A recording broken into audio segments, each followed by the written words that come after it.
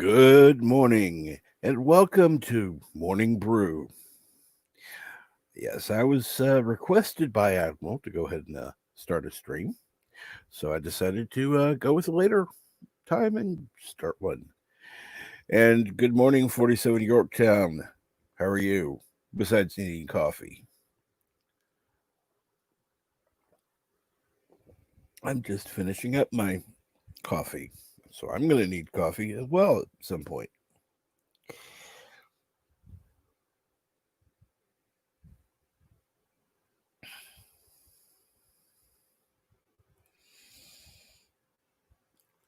So we'll just, I forgot. I didn't do my normal thing of sharing out like normal. So I have to actually do that.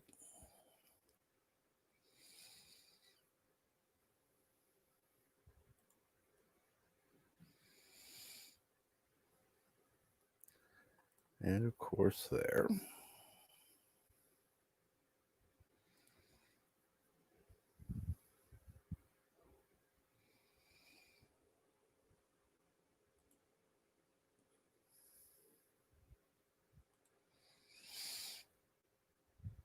Got that taken care of. So what's going on today? 47 Yorktown. Anything exciting or new?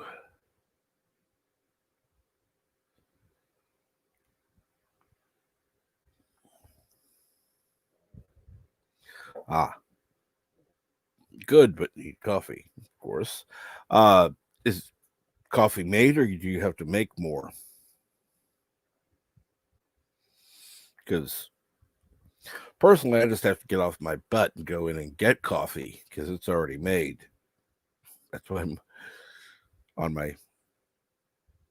I just finished my second cup, but oh well.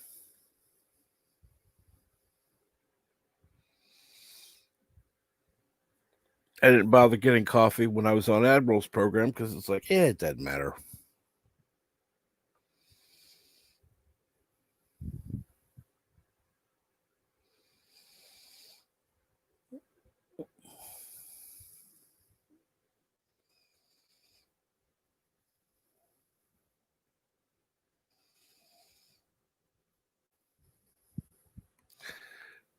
And Bird of Prey 5, Kapla.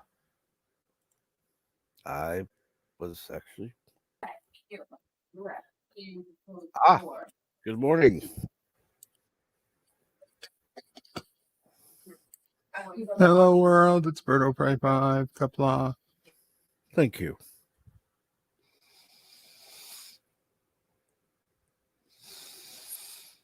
You ought to just record that and just start playing it. Hello, world. It's Bird of Prey 5, Kapla. Hello, world. It's Bird of Prey 5, Kapla.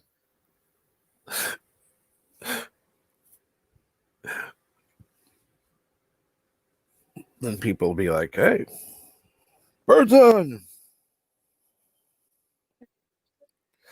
So, I assume you immediately went to watch our interview with Sarah Lofton last night, Captain? No, I actually did not. You didn't? Nope. But Sarah Lofton. I don't know anything else he's been in other than Star Trek, and Sarah Lofton. It's Jake Sisko. The one I'd like to take a Veron T disruptor and No. shoot. You're thinking of Wesley Fresher. No. Or maybe you think of Naomi Wildman. What's wrong with Naomi Wildman? She was just I don't know. kid. Maybe you're thinking of Molly. Certainly nothing wrong with Jake Sisko. Oh, annoying the hell out of me. But yeah. No, they're loose. Wow. And you're right. 47 Yorktown. Hail on Kuroga. He didn't say hail on Kuroga.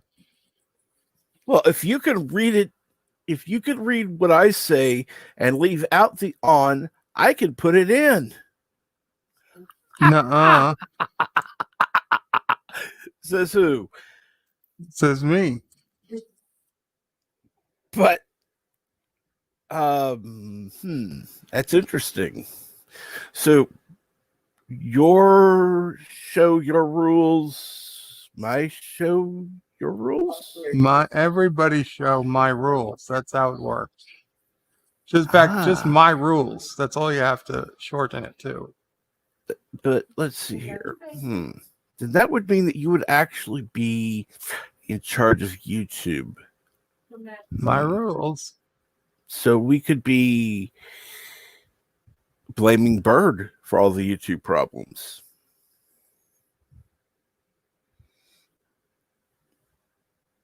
If it's his rules, we get to blame him for everything YouTube does wrong.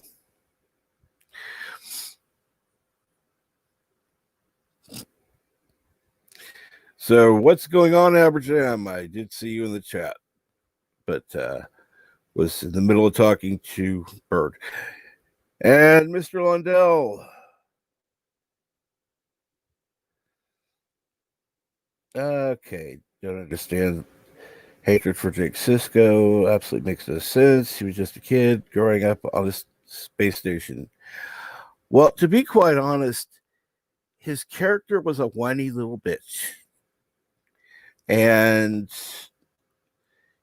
that one episode where he pulled Daddy through time, and then the Paul Wraith one where he not the Paul Wraith one, the one where he and whoever else, he was inhabited by the Paul Wraith and she was inhabited by the whatever. Yeah. Let's see. There's that one. Then there was the one where Cisco was going through whatever he was, trying to figure out stuff, and Jake decided, being a selfish little boy, that he wanted to sever the connection.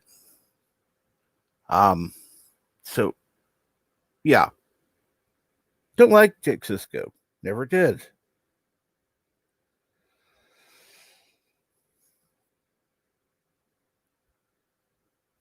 That's why you don't like Jake Sisko? He's a whiny little bitch, yes.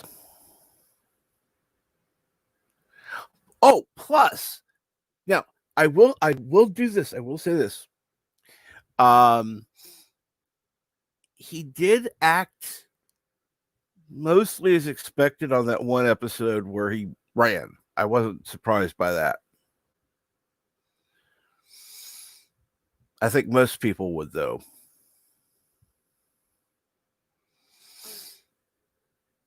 I wouldn't, but yeah, that's different.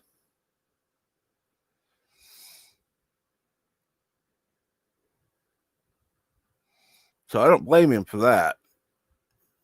What was it? AR 115 or whatever the hell it was.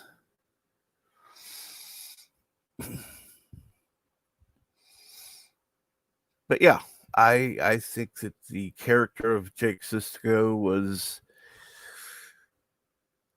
childish, even into adult years. He was doing things that were fine at 14, but still doing them at 18. That was kind of like what they were doing on the Cosby Show with the youngest one.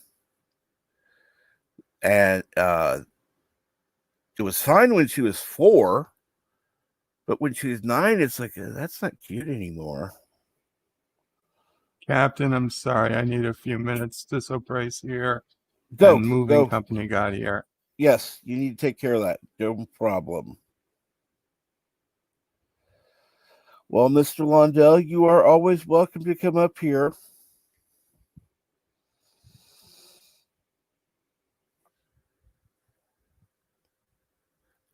I just don't like the character of Jake. I think he was pointless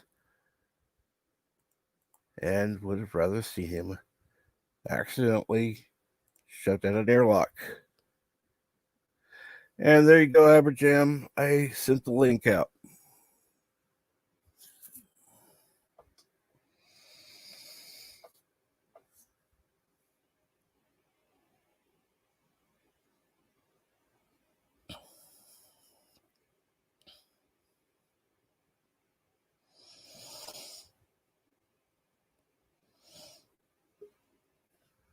Let's see here.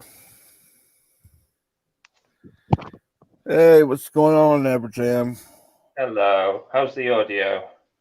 Doing well. How are you? How does it sound for you? That's fine for me. We'll see how that goes. I figured I'd jump in and fill Bird's gap while he's away. Oh yeah. We had snow here today. Not much, but a little. A sprinkling. First and last snow of the year. Ah, how do you know? Because I looked out the window. It's there. But it's only the 28th. Well, yes. It's not going to snow again, though. It's like we get one snowfall a year. That's pretty much it.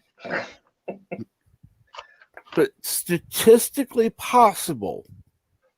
Statistically possible. Possible, but highly improbable. Okay, I'll accept that. It's the same as our summers. Our summer is usually one afternoon of the year, and then the rest is just drizzle, cloud. That's British weather for you. Well, true. Yeah. Oh, I've nearly finished. I know I'm slowpoke here, but I've nearly finished Battlestar Galactica 2004 remake. It's been a hell of a ride. It's a good show. I really enjoyed it. Yes, I would agree. I'm a little past the halfway mark on season 4, and then that's when that's done. I've got to go watch Razor, and then probably I'll watch The Plan, although I'm not entirely sure whether I'll bother with that. So we'll see. But yeah, I can see why people love Katie Sackhoff so much in the role of Starbuck. You know, she does a great job.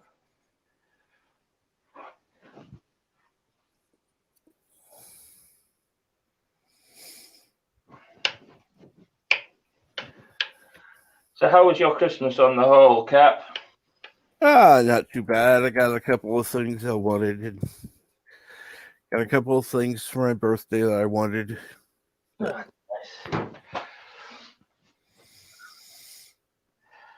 How's it been for you having your birthday on what we call Boxing Day? Like, do you find people are a bit tight and double up, or are people generally pretty good about it? I generally don't want anything for either day anymore, so it doesn't really matter. When I was at school, I had a friend whose birthday was Christmas Day, and he always said that he was very fortunate. His parents always made a point of the fact that they didn't want him to feel like he'd been, you know, gypped out from having lots of presents. So they always got him a bunch of birthday presents and a bunch of Christmas presents as well. So right. He was very fortunate in that respect. His parents were very, very liberal, which is nice.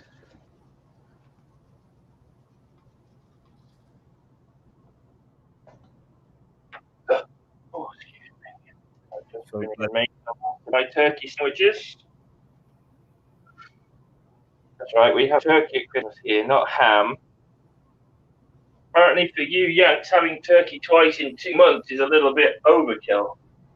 Oh, I'm surprised you're not having a Christmas goose. I mean, you guys have French fries and cheeseburgers every single day, but apparently turkey twice is too much. No, we don't have French fries and cheeseburgers every day. Thank God. You realize what that would do to our circulatory systems? God. Listen, I've seen American fat people. You guys do fat differently over there, my friend. Not all of us. I'm not calling all Americans fat, but when Americans do get fat, they get big. Like, oh, hell no.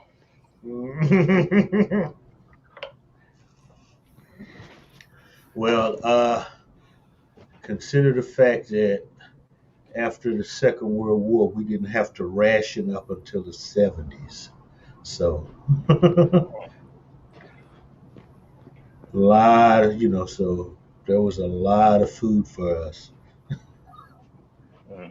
I mean, we in the UK we have one of the highest obesity rates in the world per capita, but we just get fat, we just get slimly.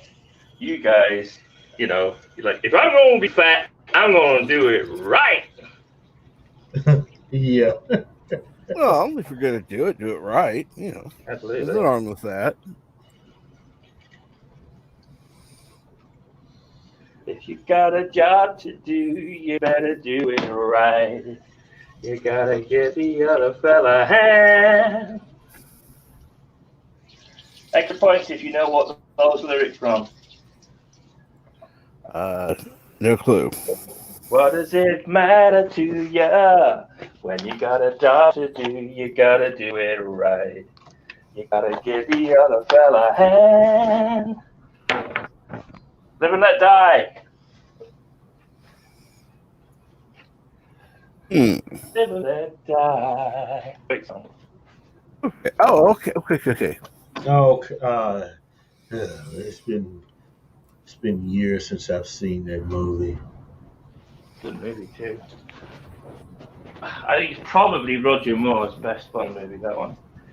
A bit on the dark side, but still a very good movie.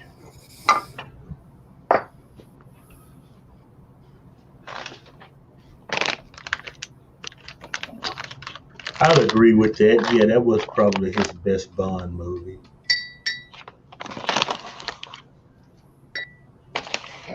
No. Wait, Man with the Golden Gun. I think I'd say it's probably, because now that I think about it, it's probably even between the two. They're both very excellent movies. I mean, because that character Christopher Lee actually got under his skin once or twice. Yeah. in Man with the Golden Gun. Scaramanga. Yeah, he actually got in Bond's head. Yeah, that movie made me wish I had a third nipple.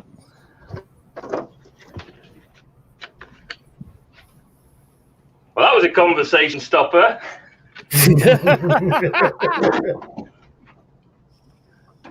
I can't believe I'm the only kid who ever saw that movie and didn't and wanted an extra third nipple. I never considered it. Dude, all the women were guy with an extra nipple.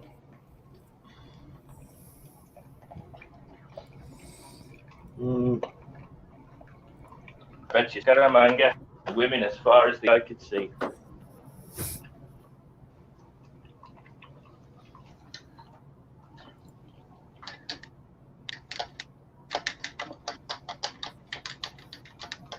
So what's your favourite Bond movie then, Mr. Londell?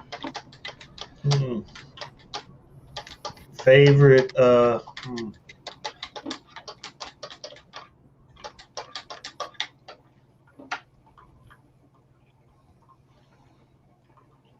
probably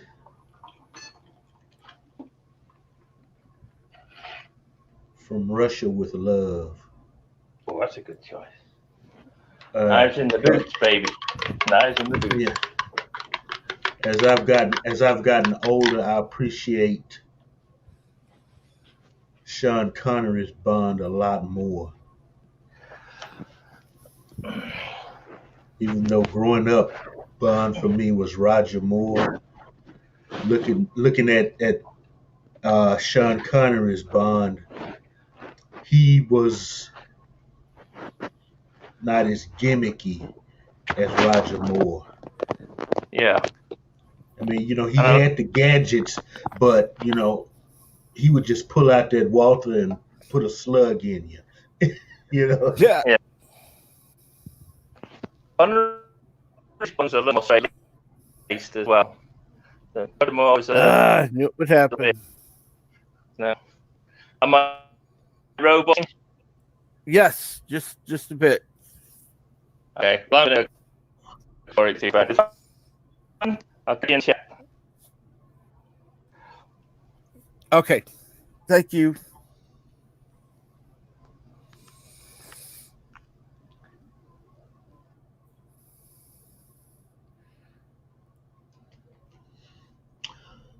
Oh, the Birdman's back.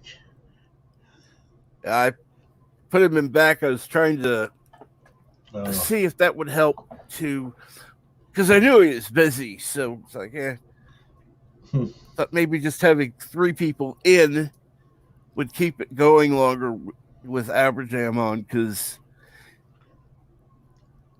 and it seemed to help.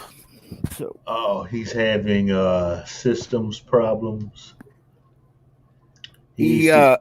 he uses his inex- inexpensive cell phone. Uh, Cell phones are just not made to stream on. Okay, people, get your damn laptop or PC. Bond, James Bond.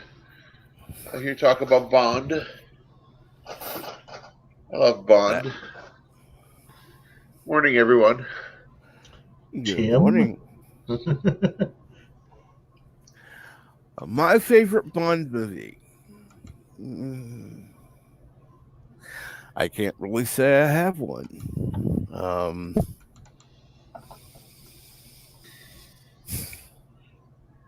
I grew up with, well, the first Bond movies I saw were the Roger Moore ones, Yeah. Mhm. and he was entertaining. Then I went a little back and I saw the Sean Connery ones. I think I like Sean Connery better.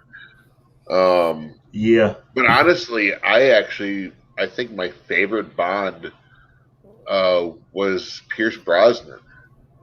I just felt that his portrayal was probably the most entertaining, even though the movies were a little corny. Special Hmm. effects weren't the greatest, but I just enjoyed his performance the most. Um, and then when we get to oh, I just brain farted on his name now. Um, current Bond. God damn it, Oh,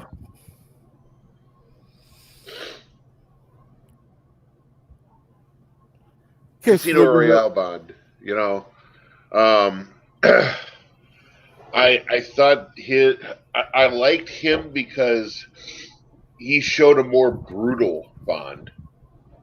You know, it was an interesting take, but you know, Remember, why am I forgetting the guy's name? I Must be early.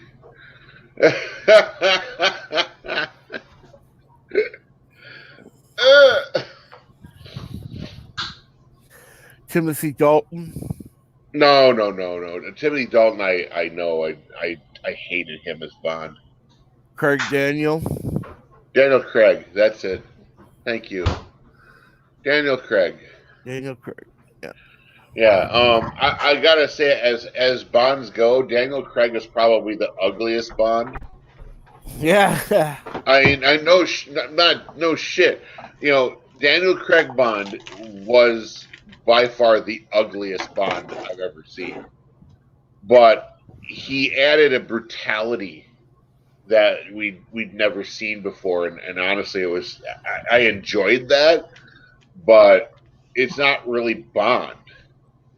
Who? Daniel Bond, Craig. yeah, yeah. I was just saying he's probably the ugliest Bond we've ever seen.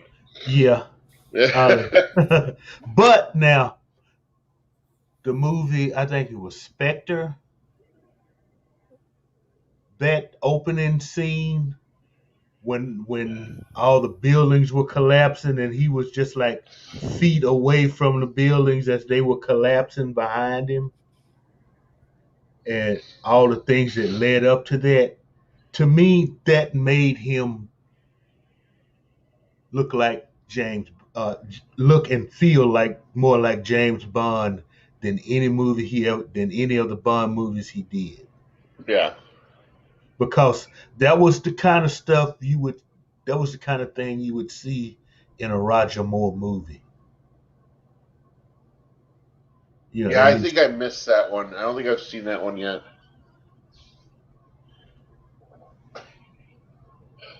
He's only done what, 3 movies, or is he up to 4? uh Not counting the one where they've got the black gal doing 007, the newest one. Maybe that's the 4th one. I don't know. I can't keep track I anymore. can't, me either. Good morning, Nancy. Good morning, Yitzalimans.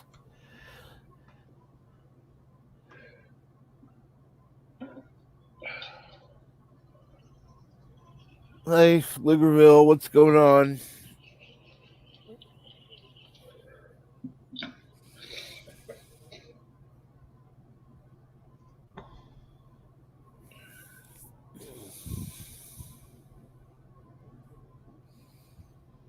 Yeah, Roger Moore had some of the neatest gadgets, though. Neatest cars. Oh, the submarine car was cool. I'll give Andy Trekker just a little bit on that one. It was a neat car.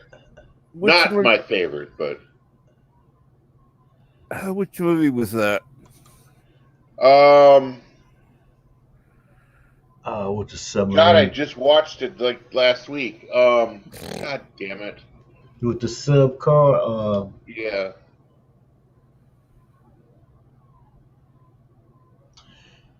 Oh, I can't think of the name of it either. Octopussy? It's not Octopussy. No, No, it's not that one. That's like the first one that came to my head. No.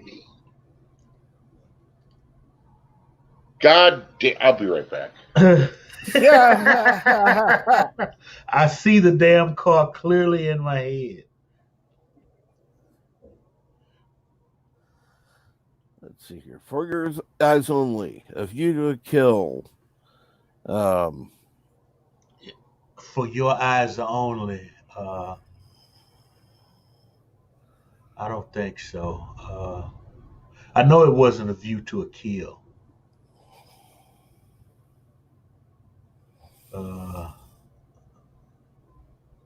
I like the song For Your Eyes Only, but I couldn't tell you about the movie. Huh.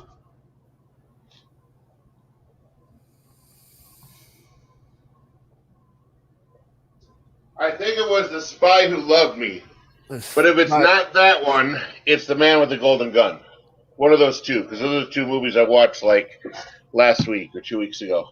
It wasn't The Man with the Golden Gun. I didn't think it was that either. I'm No, pretty sure. that's the one with. That's the one where we see the redneck sheriff again. Yeah. Yeah. Right before you got back, Abraham said it's for your eyes only, but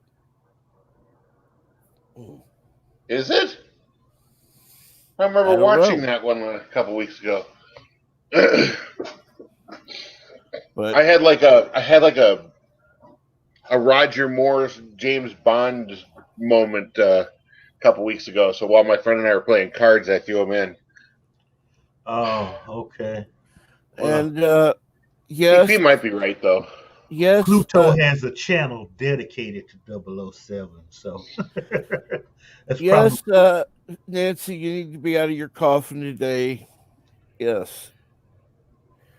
Have you checked your sugar levels?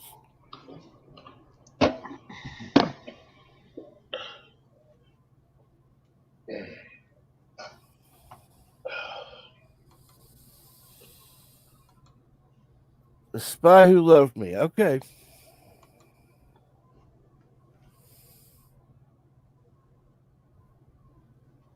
I'll have to.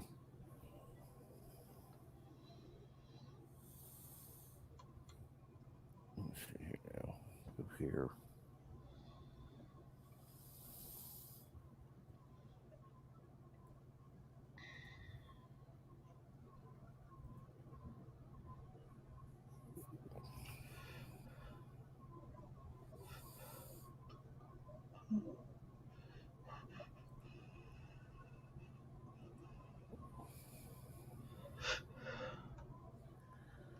Okay. Well, we were all up early this morning. Okay, let's go with that one. Sorry, I'm not going to pick Wikipedia. I'll pick IMDb over them. Let's see here. Spy Who Loved Me. Roger Moore. Okay.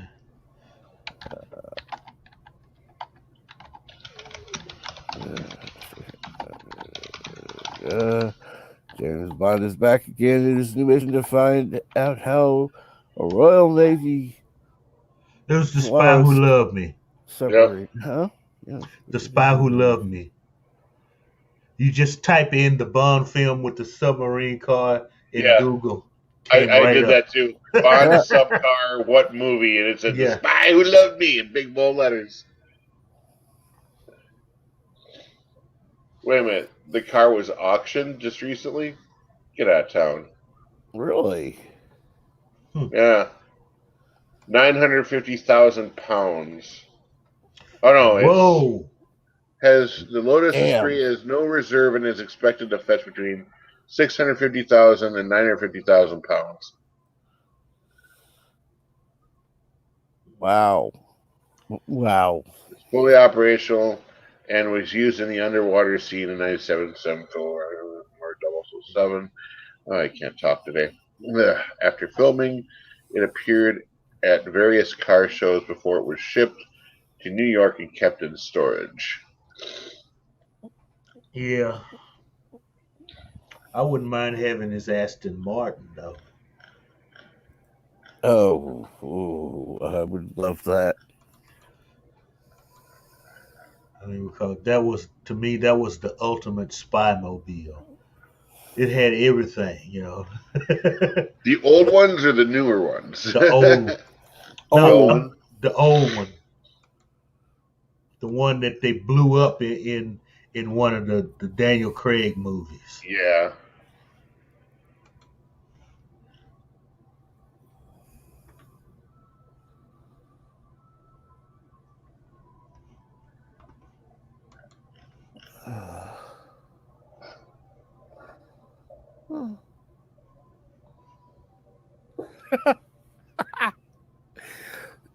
I just decided to sign into my IMDb. I'd forgotten to check my watch list. There were only 70 items on it.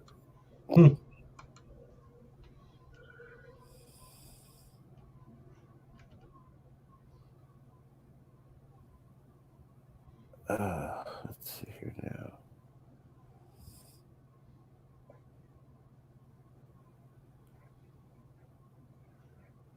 Of course, some I think I'm going to remove because, yeah.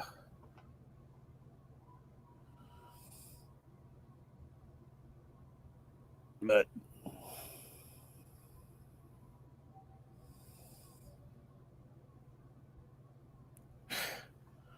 so, what's going on today, Mr. Lundell? Well, I'm off till after New Year's. So, No movies? oh yeah, the movies.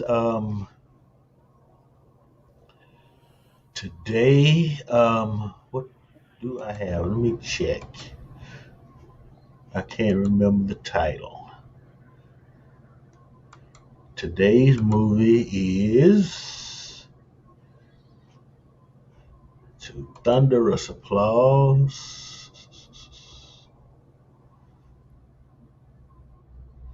The Lost Jungle. It's a prison film, by the way. Really? Yeah.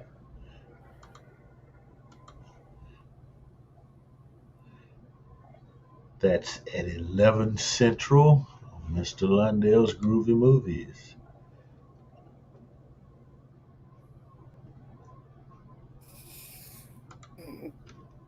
And you're more than welcome to drop a link in there so that people can set a reminder to go watch.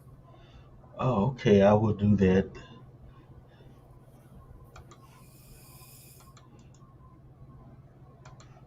first.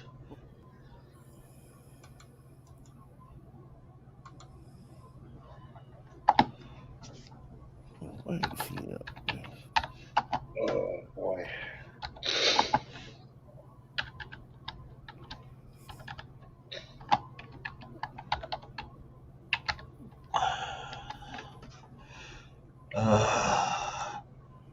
Tweet it out and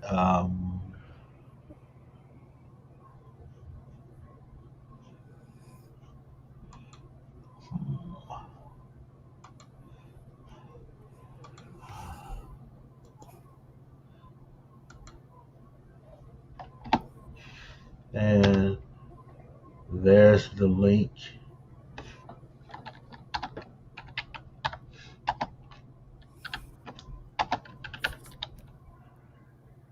Is he here?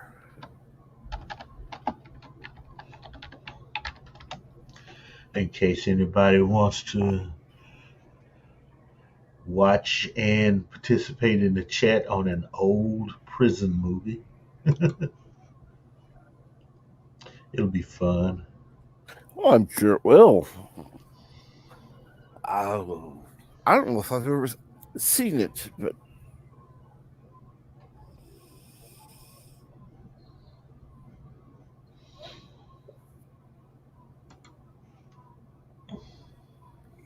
at least it's not colorized. Thank God. Yeah. Now there are some I've seen that were colorized that were okay. There's a Vincent Price movie, one of his early movies, Shock. I had a colorized version of it up. It was okay. And then I think the colorized version of his Last Man on Earth, I think they did a decent job on the color there. There was, I'm trying to remember, there was one movie, I think, I don't remember which one it was.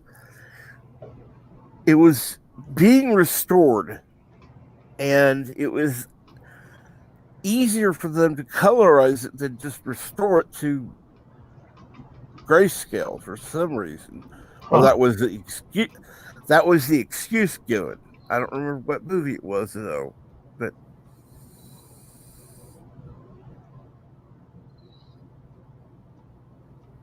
Huh. I don't know. May have to look that up.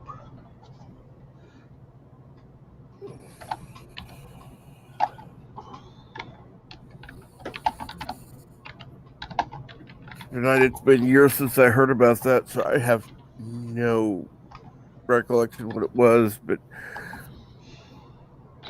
that's one of those things I should have remembered.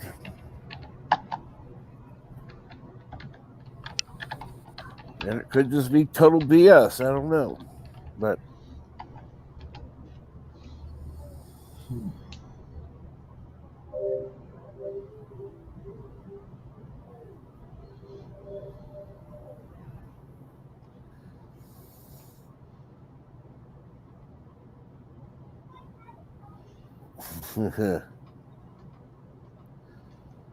wait a minute. They remade Gremlin on the Wing Twilight Zone episode. Oh God.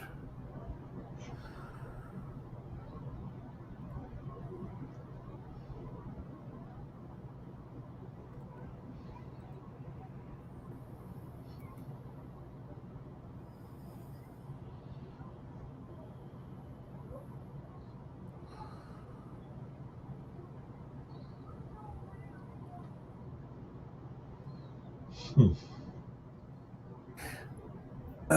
So what's going on, Tim?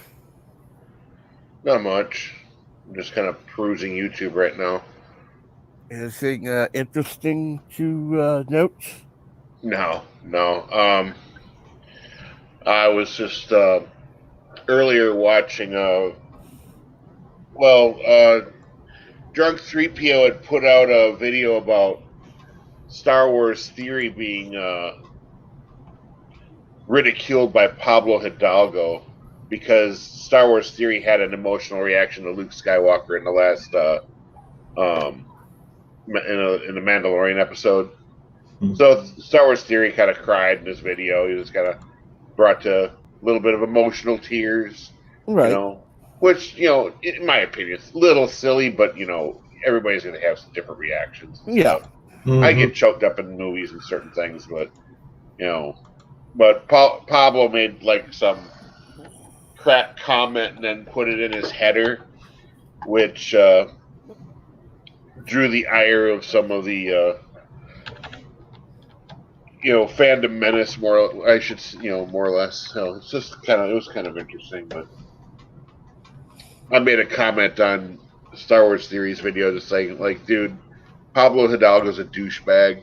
He got elevated from nothing to being a lore executive at Lucasfilm, and he doesn't give two shits about all of us mundane folk. So I wouldn't even take it to heart. It's not worth responding to. Yeah. Not worth paying attention. Well, I mean,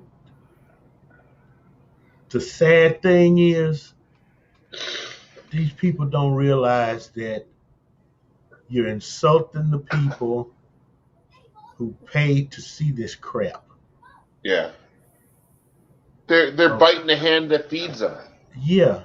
I mean, seriously, it's you don't shit on the people that are making your paycheck. Yeah.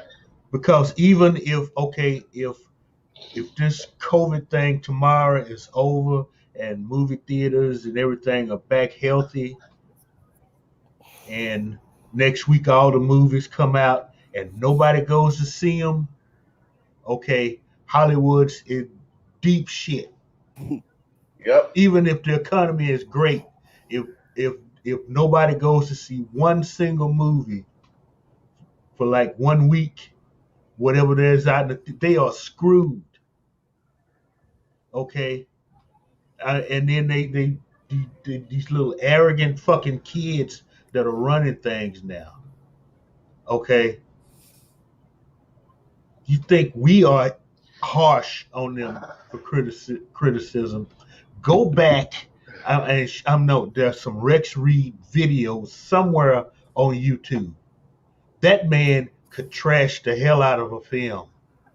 Okay, he would. I mean, and do it intelligently. It would. All those words in the thesaurus, and oh boy, not to mention what Siskel and Ebert would do.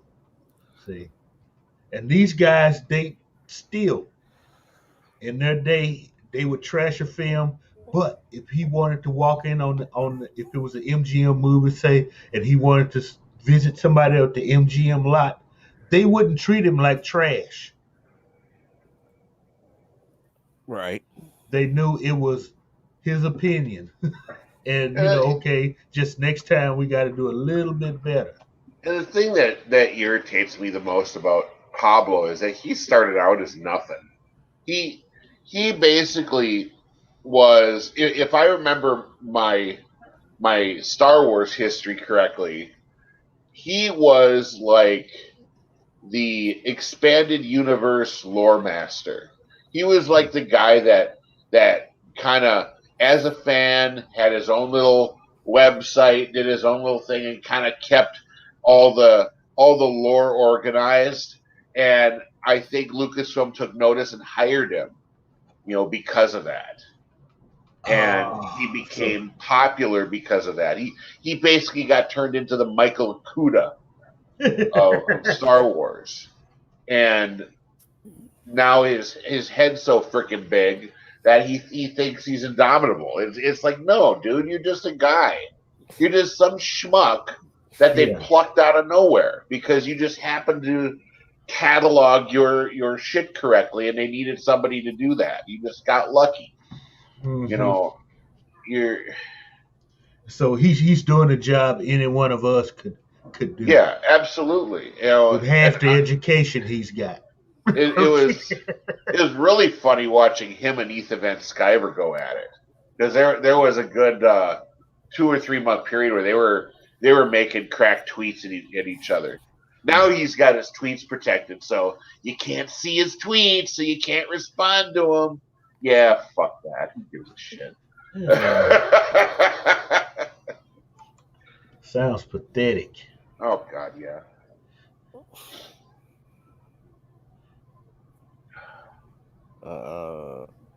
Let's see here. Let's take to a public forum to post opinions and then put them to private, because yeah, that makes sense.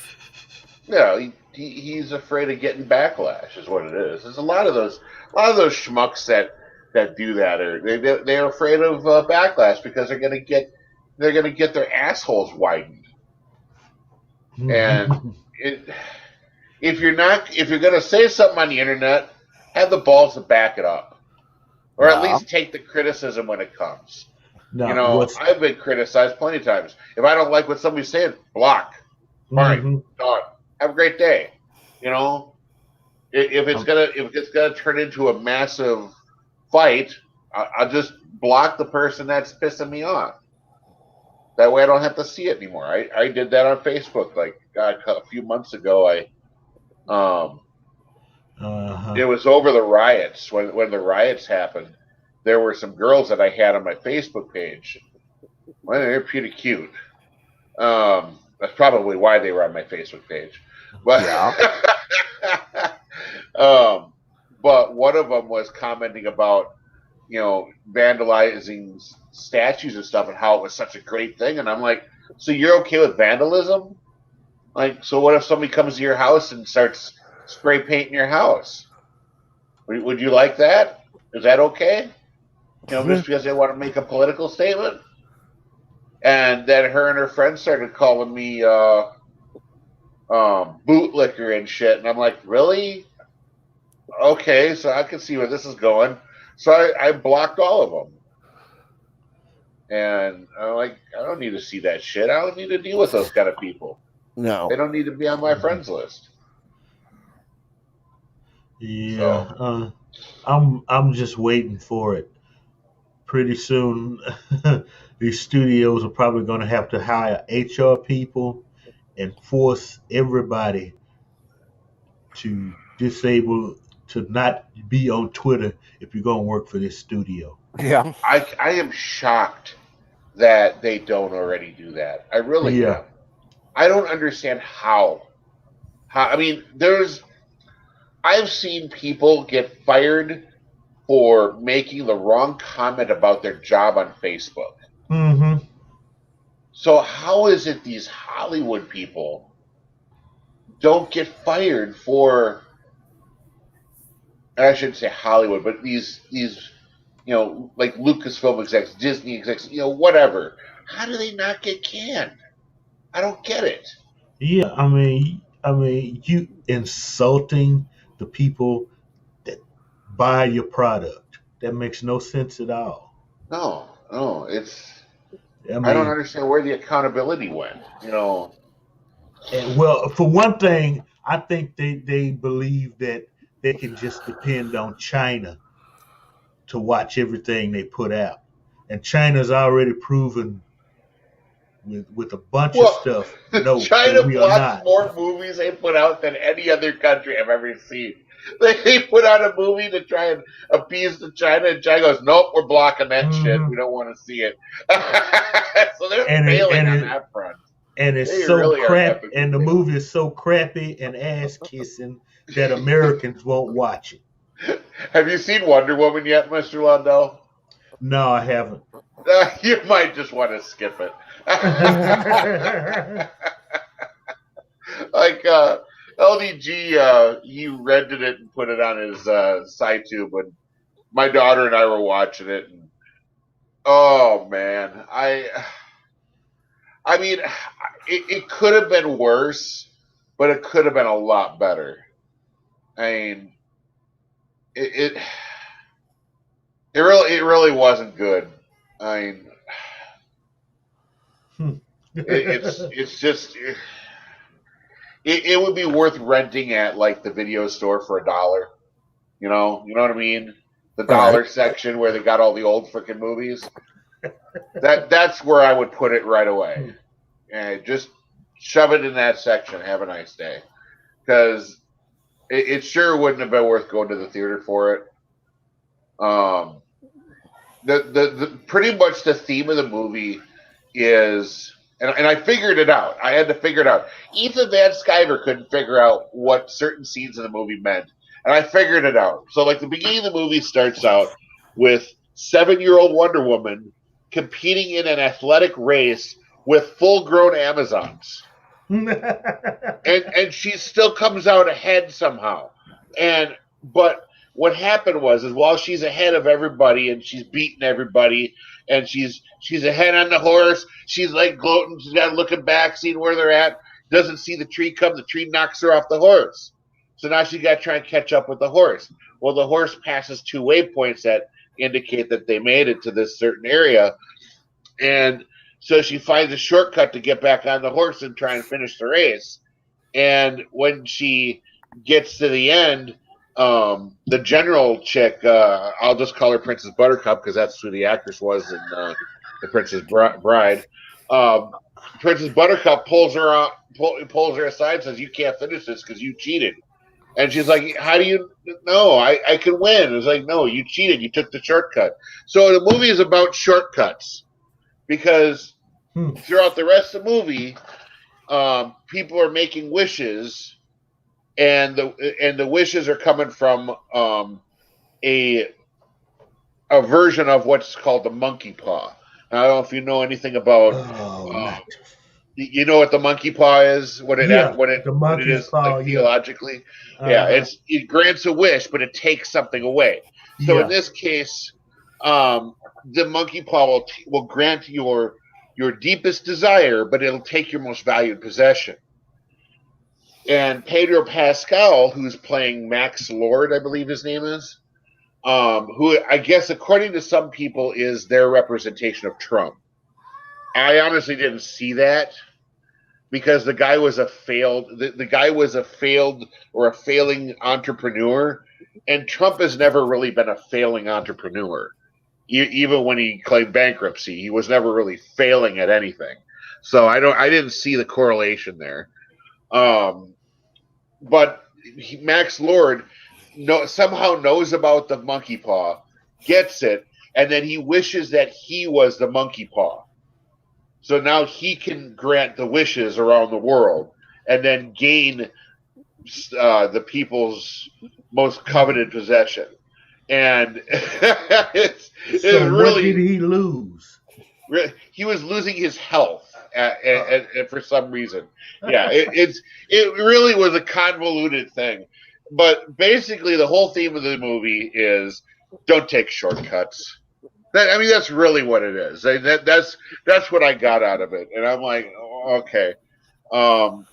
Cheetah gets her powers by wishing she was like Diana. And the monkey paw misunderstood what she meant. She wanted to be confident, and she didn't know anything about Wonder Woman's powers, so she just wanted to be confident and upright and beautiful like Diana was, and the monkey paw made her like Wonder Woman, so she had the superpowers to go with it. And in her sacrifice was that she lost her gentleness and kindness and it was the way they got Steve Trevor into it is that Diana, while she's holding the rock, didn't realize what it was at the time. She wished that she wished her boyfriend was back. Now this is where some people are misconstruing how her wish worked. So, like I said, the monkey paw will take away your most prized possession in response of giving you your most desired wish. Well, here's the conundrum with Diana in the Wonder Woman franchise. Diana's most coveted thing is Steve Trevor. She loves Steve Trevor more than anything else. Her wish is to bring Steve Trevor back. So you can't sacrifice your most coveted possession if you're trying to wish for that coveted possession back. So the monkey paws compromise was, instead of bringing Steve Trevor back just out of the blue, because it can spontaneously generate shit, which is ridiculous. It spontaneously generates nuclear weapons, a big wall around a country. It does all this crazy stuff, but it can't spontaneously generate Steve Trevor. So what it does is it takes Steve Trevor's spirit and slaps it into some random guy. So now he's basically body swapping with this guy. And you only catch it in like a minute if you're not paying attention, you won't realize it. My daughter missed it, and I had to explain it to her. So this is the compromise. And since Steve Trevor wasn't alive for the monkey puzzle to take him away, it only brought him half back and took some of her powers away. Because that was the next most coveted thing that she had. It's like,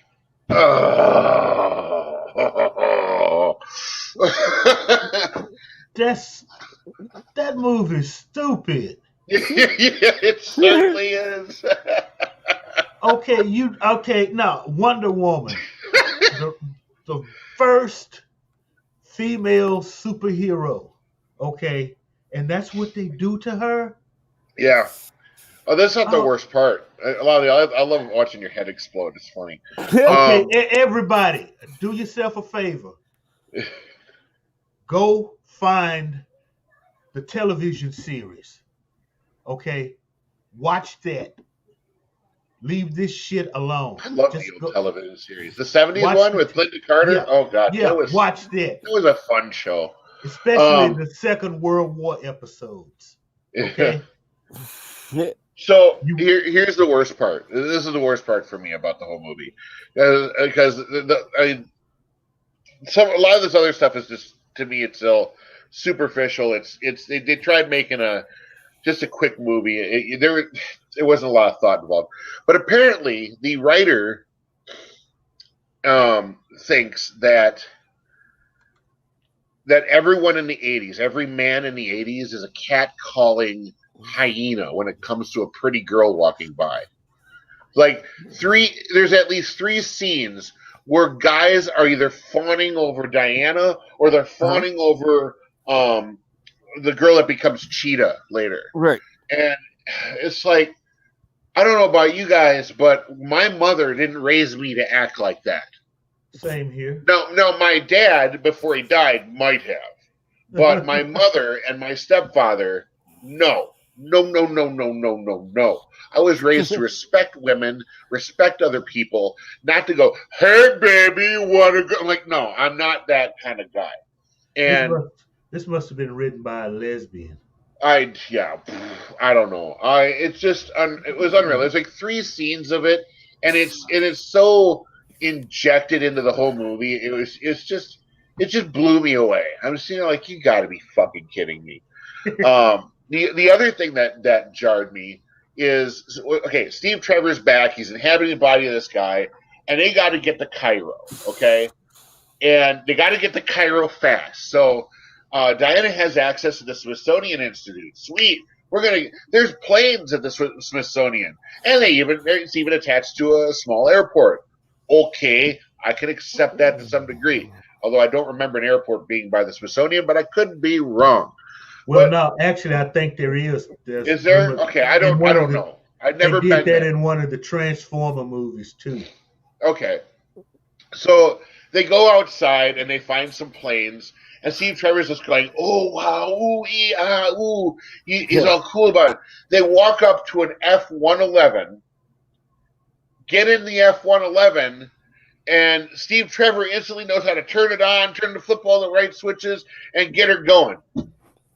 He's like, because I'm a pilot, I can fly a plane. Yes, in World War I. That's established in this series of movies, right? World War I. Uh-huh. In World War I, an airplane was a box with wings. It had no gauges. It had foot pedals for the rear rudders. It had a stick for the wings, Yeah. and you had to get outside and crank start the engine with the Yeah. prop. It was basically a kite with a motor. Yes. How is he going to fly an F-111? No. He wouldn't understand the gauges on the damn thing. But He he's wouldn't flying he it wouldn't like he's done it 100 times. I'm like, he wouldn't know how to get in the cockpit of the thing. Yeah, exactly. I'm sitting there like, what the fuck is happening here? And then, to top it off, now if anybody knows anything about planes, an F-111 is not going to go from Washington, D.C. to Cairo. On a tank of gas. Exactly. Oh my God. Yeah. I'm sitting there like, no, wait. there's Was no it- way. I mean, yeah, okay, they did at least something smart. They put 2 fuel tanks on the bottom of it. But that's still not enough. It's not a long range fighter. It's not a 747 or a C-130 or anything like that. It's a freaking fighter. Actually, it's a bomber. Oh yeah, it's actually a fighter tactical bomber. But even still, they launched them off of aircraft carriers in Vietnam. I mean, no. I'm just like now there is a couple cute things that they added, which I kind of enjoyed. Okay, what?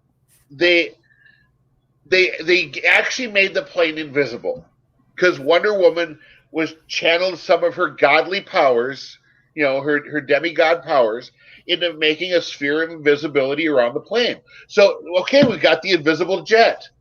Yeah, and she made a cute comment, which I thought was entertaining. She's like, and Steve Trevor's looking at her while she's forming this little invisible bubble, and he's like, "Have you done that before?" She's like, "Yeah, once on a coffee cup. I lost the cup." That was kind of funny. It was kind of funny. I'll admit that was a little funny. It was cute. But no, they established the invisible jet. Okay, sure. But now here's the other thing that a lot of people don't like, but I understand why they did this because in the comic books, especially in the newer ones, they got rid of the invisible jet idea and decided to make Wonder Woman fly on her own. So they established that Wonder Woman learned how to fly. So she's kind of soaring around like Superman a little bit. So the big joke now is that Wonder Woman became Superman, Thor, Spider-Man, and Hawkgirl all rolled into one. What? Which isn't inaccurate, in all honesty. They kind of did.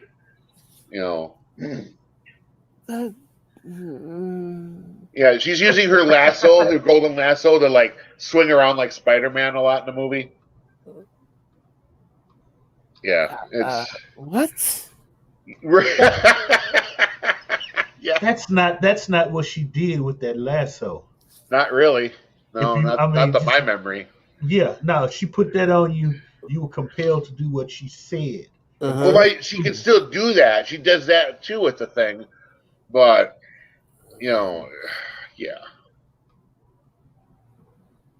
We even see that in the trailer though. She's using it to grab lightning bolts and shit. No, see, that's why I said watch the old TV show with Linda Carter. Yep. Or better yet, if you can find some comic books. Oh, read those Linda Carter books. does make a cameo appearance. She doesn't? She does.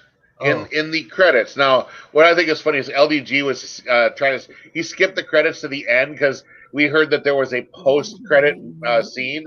Well, it's not in the post-credits. It was in the right like 10 seconds after the credits were going. So LDG went right over it, and he's like, he got mad. He's like, post. I'm like, good job, LDG. You just missed the whole thing. He's like, post-credits. Not mid-credit scene, post-credits. So we finally get to see the scene, and you see a gal in her robe with dark hair. You think, oh, it's Wonder Woman. Okay, no big deal. And some accident happens. A post is about to fall on a girl. She catches it and throws it away, and the mother is like, oh my God, you're so wonderful. How you saved my daughter? And it's like, It's all right. I've been doing this for a while. She turns around, it's Linda Carter. And I think what they were going for is that the armor, the golden armor that Wonder Woman wears in this movie, was from a former Amazonian warrior woman. She I think her name was Artesia or something like that, and that she disappeared, but Diana found the armor and kept the armor, and I think Linda Carter was supposed to be this Artesia chick, Okay. and that's the role she was playing as in that scene. So, and she was like, "I've been doing this for a while." I'm like, "Okay." So that was her cameo. Look, I would have had Linda Carter be one of her teachers. Yeah, Since on Amazon Island, it would have looked better. Okay, but you had to she. have Princess Buttercup. You had to have Princess Buttercup. Oh. No, you didn't. She was in the Look, first movie. Oh. there's a way to pay homage to things like there's a way to pay homage to things like that, Yeah, and I get you.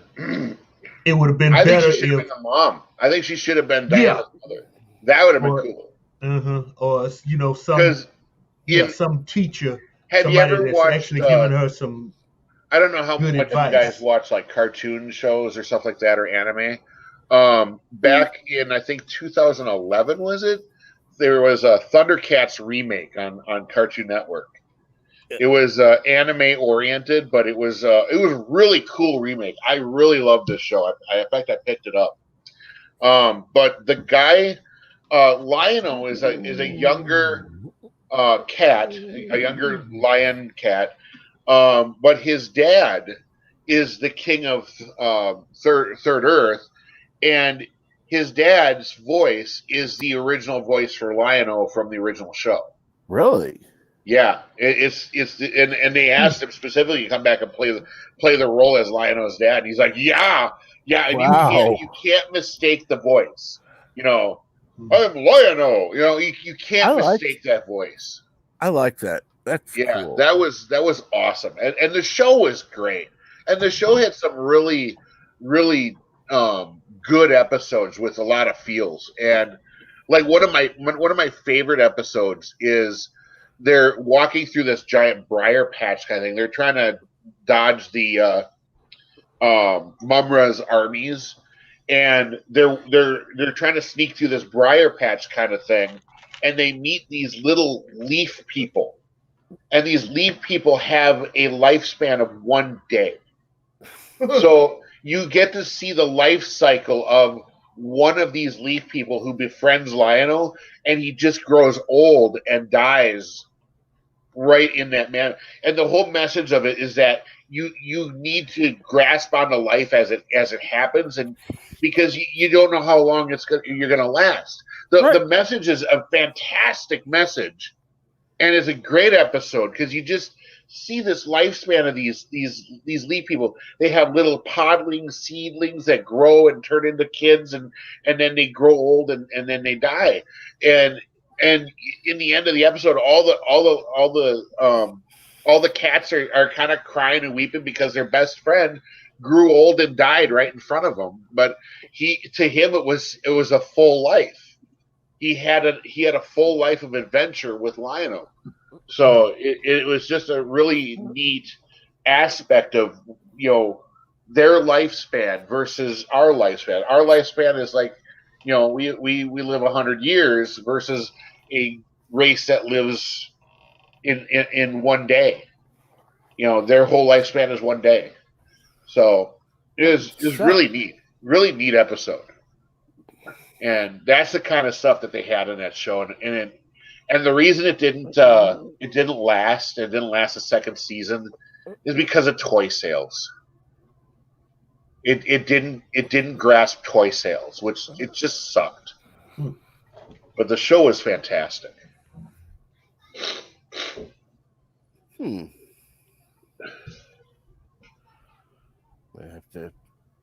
gonna have to find a way to see that. Yeah, I found a DVD set and I bought it because I just Hmm. I got to see it like once on Cartoon Network through its whole run, and I don't think it ever actually got finished. You know, and that's the sad thing with a lot of cartoon shows, even anime that's made for the U.S. Like this was an anime made for the U.S. It all depends on toy sales. If the toy sales don't pick up, then that show's not going to live long because a lot of these series have to have merchandise. And the Yeah. toys weren't really that bad either. I mean, the Thunder Tank. Oh my god, the Thunder! That was a cool ass Thunder Tank. It was big and mobile and beastly looking, and oh jeez, there's a lot of lot of things in that show they didn't do wrong. They kind of they kind of I don't know if they didn't really ruin Panther, but they really messed him up.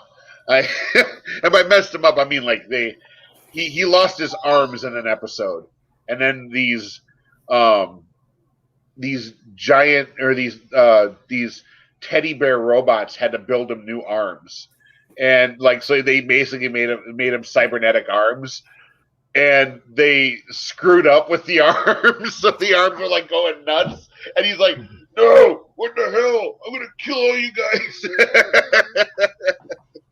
because they were like telescopic and stuff, so he could like he could really do some crazy shit with them. But when they first installed him, he had no control over them, and they were just flying all over the place, and he was getting pissed at the bears. Eventually, they started working. They fixed them so they worked right. But yeah, it was pretty cool. There were elephants. There was an elephant race that couldn't remember anything. Kind of a play on the joke that an elephant Oh, never yeah. forgets. These elephants forgot everything within seconds. And it's freaking hilarious because they're trying to hold a conversation. They're well, can you help us find this thing? Yeah. What were you looking for again? Like within minutes. Oh,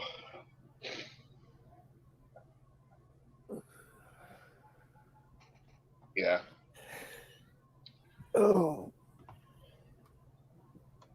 So, let's see here. Oh, now that tangent's over.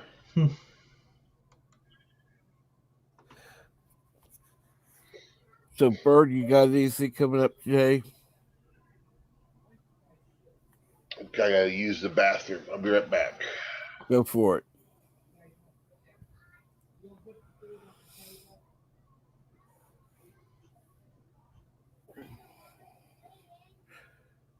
I'm sure he's going to be doing better life. Don't know when, but hey. Hey, Captain. Sorry about Hey, that. no problem. Well, we got Nephew O'Prey with us all day today. So, I do plan on trying to do Bed Life. May or may not be with camera, but I definitely want to try and do it. Right. But otherwise, no real firm plans for today.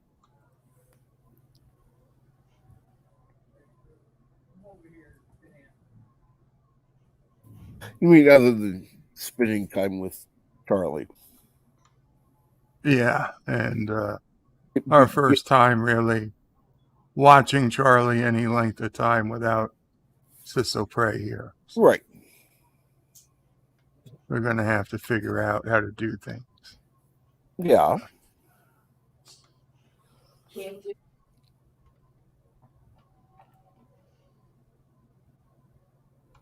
Let's see here now.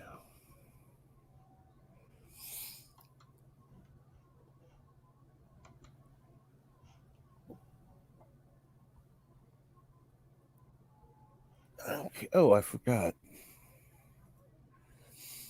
It's been a while since I threw the link into the stream.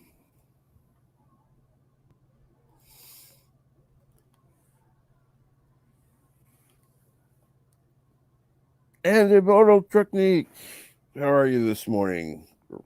whatever time it is. I don't know where you're at, so.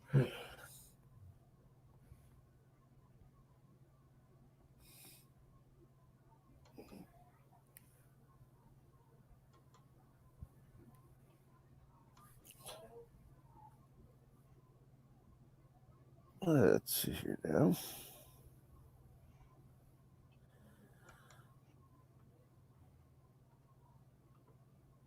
Okay.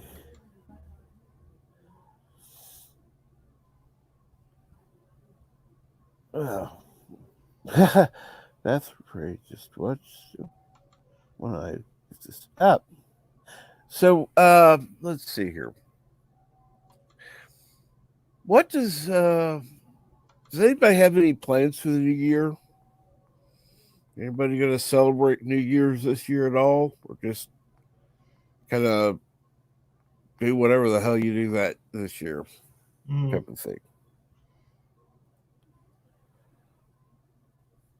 Nope, no plans. Just do whatever the hell comes up, I guess.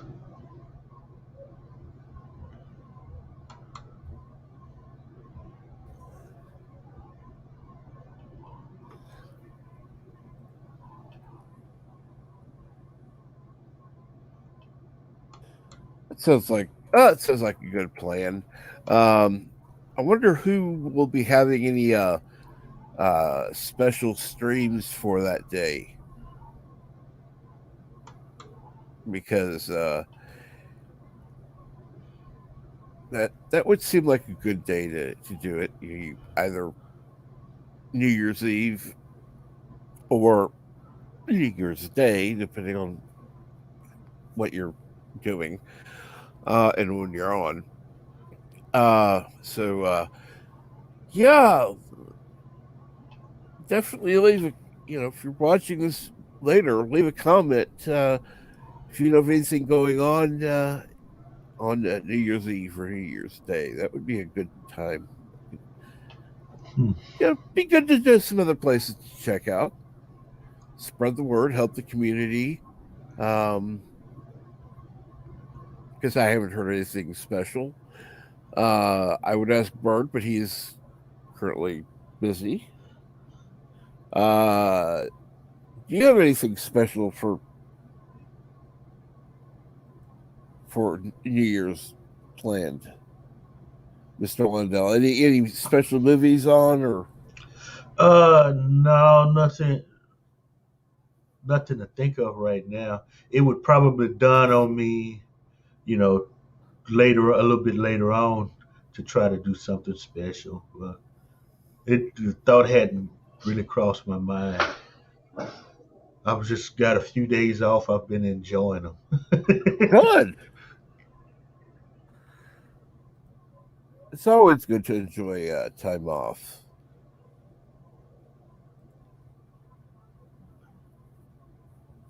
Yeah, I'm probably working. Although I think we have a couple like reduced hours on New Year's Eve, and I think we open later on New Year's Day, which is weird, but okay.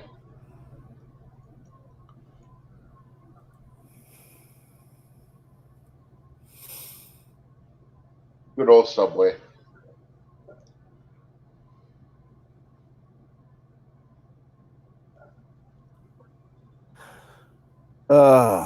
What about Subway?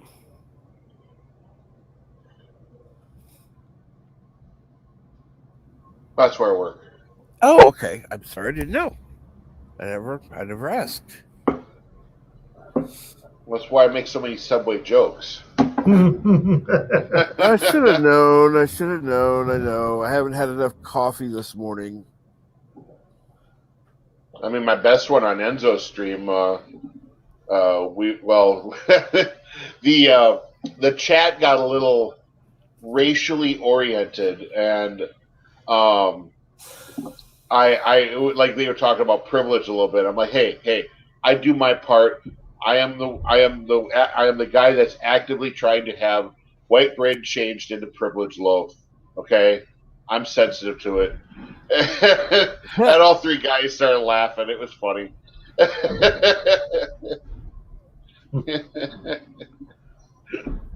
So.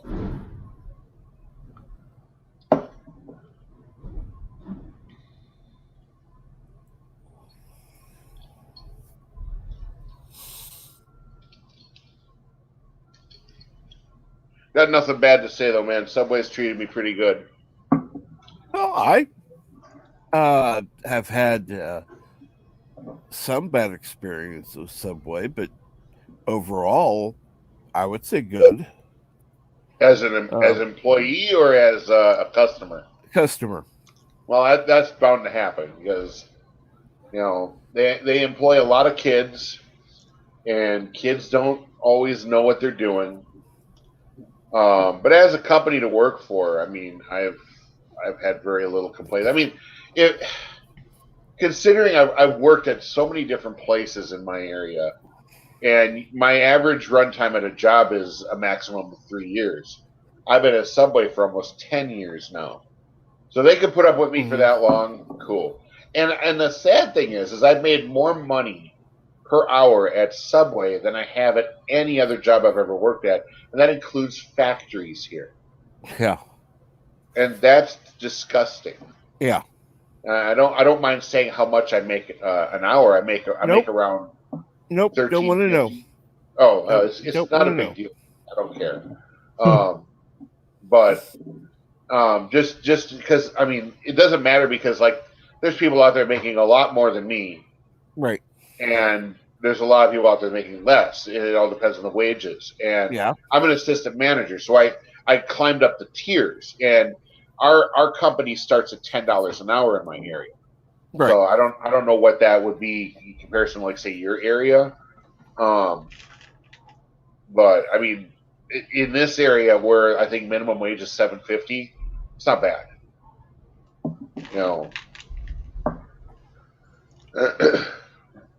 So there's no complaints. I live in a little trailer home, and it's paid off, and all I have is my lot rent to worry about. So I'm doing pretty well. But my only complaint about Subway, besides the main complaint I have, is the lack of roast beef. No, I'm kidding. Well, no, that one's new. That one's new, but no, their coffee. Yeah, and we don't serve the coffee anymore. We don't have it. They dropped the coffee items at our franchise. I don't know if they still have it by you, but it's been a while since I've. Keep in mind, I don't go out. It's been a year since I've been anywhere except to the doctor. So, no. But no, I remember going in, and it was at different times and at different locations, and the coffee tasted like, how do I say this? Strong night shift coffee. Huh. Well, I'm not a coffee drinker, so I wouldn't know. I don't like coffee, anyways. But we had the brand we use is called Seattle's Best, and I've heard various different complaints about it. I had some, we used to have like some older folks that come in and go, grandma and grandpas come in. Oh, we just love your coffee. Okay, great. There it is. Yeah, but then there's some people out there that like, that coffee's horrible, and I'm like, and it's supposed to be like high quality gourmet coffee according to Subway, anyways. Right. So I have no idea because I couldn't tell you. I don't drink coffee. I mean, I drink, if I want any kind of coffee, I'll go to our local gas station called Quick Trip, and they have cappuccino, but it's like sugared down and flavored. Mm-hmm. But man, is it good! It's like drinking a hot cocoa with caffeine in it. But yeah, they got different flavors and stuff. That's about my limit of coffee. Well, see, my place for getting roast beef anyhow would be Arby's. But yeah, the beef and cheddar, man. That used to be my go-to at Arby's. Oh, yeah. Beef and cheddar. Ooh.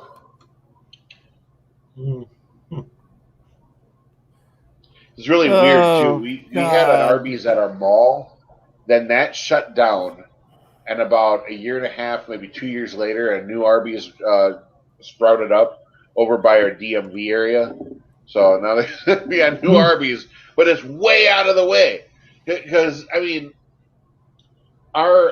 where I live, the mall is kind of out of the way in conjunction to the two cities that are like between the mall.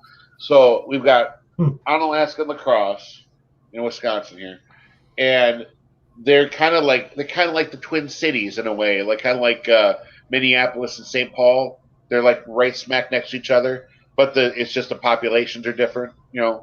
Alaska's like 37 to 40,000 people, and La Crosse is like 60 to 70,000 people. But they're like right next to each other. They're practically. In fact, they have border wars every other year because they got to redraw the map line because they can't decide where the border of Alaska ends and where the border of La Crosse starts. And if you go up this one road and you actually look at the city line map, it zigzags across the road. It's really bizarre, but where our mall is, the mall is, I think it's still an Onalaska address, but oh no, it might be La Crosse. Yeah, I think it's on the other side of the highway. Yeah, basically, Highway 16 is divided. Like one side is La Crosse, the other side is Onalaska. Is I think how they decided to do it. So the mall might still be La Crosse, yeah, because I think the MTU goes out there, and that's our mass transit. So the mall the mall was pretty small. I mean, it was built in like 78 or 79, and it's only one level. It's not very big. It's actually, compared to some malls, it's pretty pathetic. What we used to have a J.C. Penney's, a Macy's, a Herberger's, a Sears. Now with all the department stores closing, the only thing left there is J.C. Penney. The Macy's part, which used to be called Dayton's, I remember that. That is still empty. Sears is still empty, and the Herberger's got bought by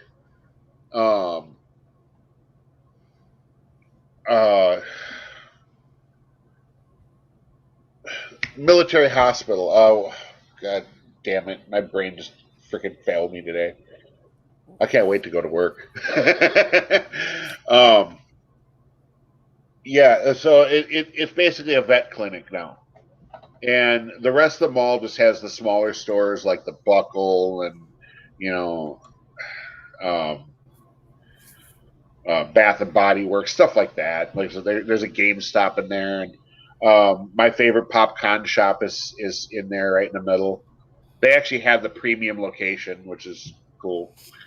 But yeah, our mall has really gone downhill. The food court's kind of only half occupied because most businesses, especially with the shutdown, just left. But actually, our mall was failing before the whole COVID shutdown. So we were already having trouble because they had high rent prices and businesses just don't want to go in there. It's just not as it's not as cool as it used to be. For the mall, and it's pretty sad. But yeah, we had an Arby's in there, and then they left, and then a new Arby's cropped up, up the highway a bit. So past the mall, you've got what used to be Old Country Buffet that closed down, and they tore it down and rebuilt. They're rebuilding some little multiplex center that's got a Shopko Optical, because that's the only thing that survived a Shopko. Our Shopko's closed. The actual department store is gone. Then up the road from that is there's an Olive Garden, and then a Quick Trip, and then past the highway interchange and the interstate interchange. You've got the DMV, and then up from there is Arby's, and it's way out of the way. And we've got a Woodman's Food grocery store on right up there too. So it's really out of the way. I mean, the only time you really want to go to Arby's is if you're going to the clinic, because there's a Gunderson Lutheran clinic right past that too. So it's like I don't hardly ever go to Arby's because I don't drive up that far. I haven't been to Arby's in a long time. I need to get out and go there one day, but I don't know what I get. I don't think about that. If you got coupons, that might steer your decision. True. I've got a little pile of coupons in my kitchen right now.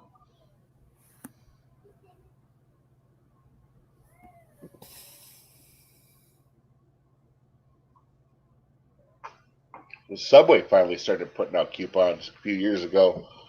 When I started working there, we didn't do any coupons of any sort, and I think it was my second or third year working when they decided to do buy one get one day. It was Sandwich Appreciation Month or whatever it was, Sandwich Appreciation Day.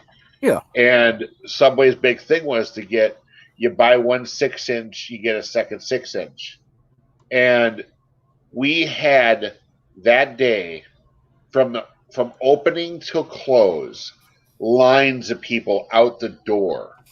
It was insanity.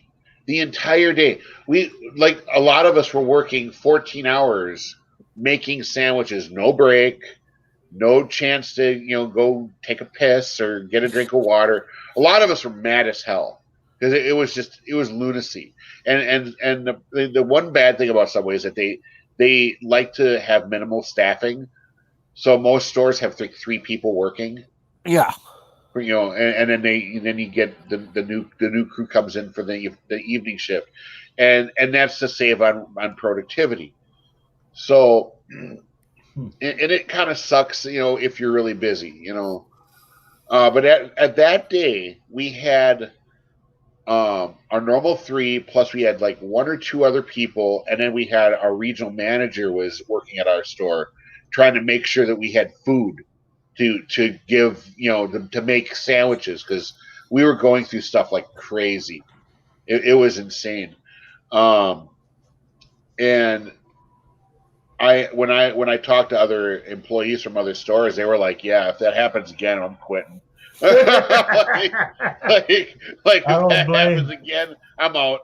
They don't pay me enough to do that. I'm like, no. I don't blame them. Yeah, I mean, I didn't either. And then our consultant, the next year, it was a month away from Sandwich Appreciation Day, and our consultant shows up, and she's like, "Oh, I'm so excited for Sandwich Appreciation Day. I'm so excited." Now, this is what really gets me. The consultants, they go in and they inspect our stores to make sure that we are up to Subway standards. It's kind of like a health inspection, but it's just inside the company. So they make sure that we're above the bar, is what they're trying to do. And that's fine. That's great. But she also tries to promote the promotions, and she's got to be excited about it. And I hate to say it, some of these consultants are, they believe their hype. I don't know if you ever worked at a job where they try to like low jack you into thinking that you got to believe the product that you're trying to sell. When I worked at APAC Customer Services, they tried doing that. They tried doing that with LA Times Customer Service or whatever else. They tried to warp your thinking into being excited for the bullshit you're selling them. Like they had insurance sales that was terrible. It was just awful. It was all crap. Or they'll drop that line, "We're family." I'm like, yeah, right. Yeah. No, it's so this, you could tell this gal was in that line of thinking, that she believed the bullshit she was shoveling out. And she's trying to tell us, "Oh, Sandwich Appreciation Day is so great. It's so great." I looked at her. I'm like, I pulled her back, and I'm like, come back. The customer's here. I don't want him to hear this. Are you freaking nuts? Well, what do you mean? Well, I'm like, last year, I listened to people complain and threaten to quit over that day because you had people working 12 hours without a piss break, without even having time to go get a drink of water. Uh-huh. And you think that, and she's like, oh, what's wrong with that? Are you insane? I've worked at 8-hour factory jobs and I still got a half-hour break for lunch and two 15-minute sit-down breaks. Yeah. Okay, if factories will give their hardworking employees breaks, don't you think that sandwich artists standing at a counter making food all day, don't you think they deserve a little bit of time to eat something, regardless of how busy it is? Just a little bit. Oh, I reamed her out. I was so mad, I just reamed her out. I didn't care. And my manager, No. he walked up. I was like, dude, maybe you should have cut that loop back on. Hell no. Now this is No, the she funny part. deserved that. She Yeah. deserved that. This was the funny part. Is me and my manager, we got completely prepared for this day because we're like, oh my god, last year was nuts. This year might be nuts too. So we grabbed big bins. We were pre-folding ham and turkey all into these big bins. We had everything ready to go. It was a normal day. It was the same deal as the year before, but it was a normal day. We didn't have half of the flood of customers that it was ridiculous. So we had way over prepped food. We had way over prepped everything.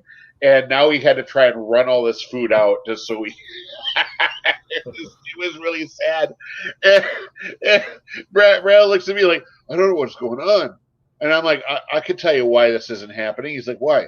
Remember we had coupons for the very first time this year that I've ever seen. I mean, we normally never had coupons. And that was the first year the company instilled coupons. And they had buy one, get one coupons in the coupon pamphlet. So people had already gotten their buy one, get one. So the buy one, get one craze wasn't half as terrible as it was the year before. Because the year before, there were no deals. So, yeah, marketing actually did something right. But we over prepared for it because we didn't think that was going to happen like that. We were expecting another insane day of sandwich making. So we even had extra people on hand. We were ready, and it didn't happen. It didn't happen like it did the first year. It hasn't been like that since. And I think we've missed the last 2 sandwich appreciation days. I don't think we've been doing it lately. So, yeah, it was interesting stuff. It was fun.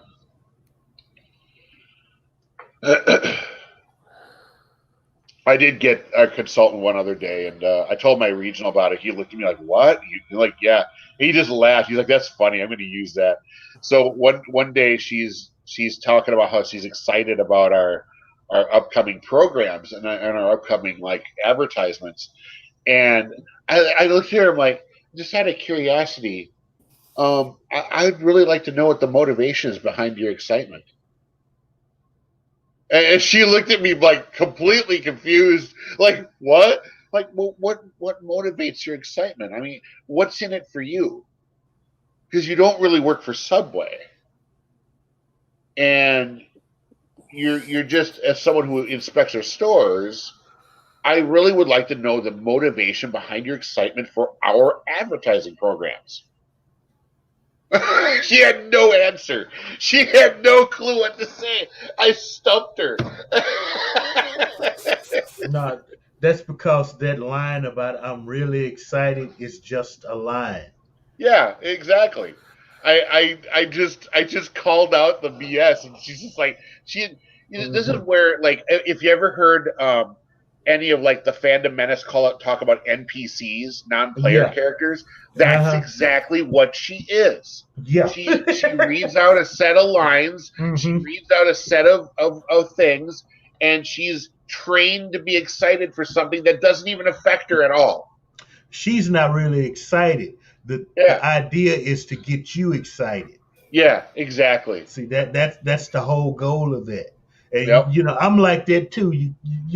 People come up to me on the job about stuff like that. I'm like, meh, because I'm the one that's got to do the fucking work. Yeah, right? See? Yeah. And no, I'm not excited. Okay, because it's gonna be extra. It's gonna be extra hours, and then at the end of the week, instead of me, finishing out that day, you already got your 40 hours. Go home. That's on Yep. some jobs, that's what it's gonna be, and you know it. Well, So Yeah. if here's the you're thing: you can, excited about what you're in an office riding a fucking computer all day. Okay. Yeah. Oh boy.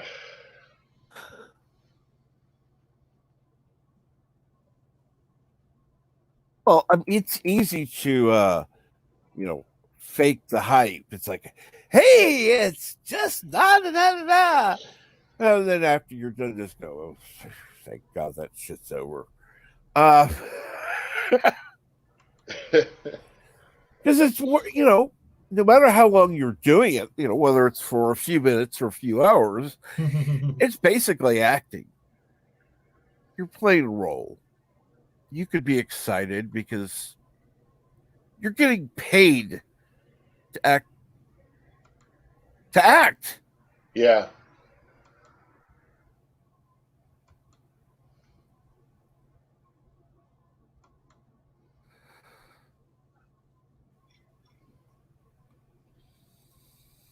So, oh my, this has been an unusual day. Things have been kind of quiet, and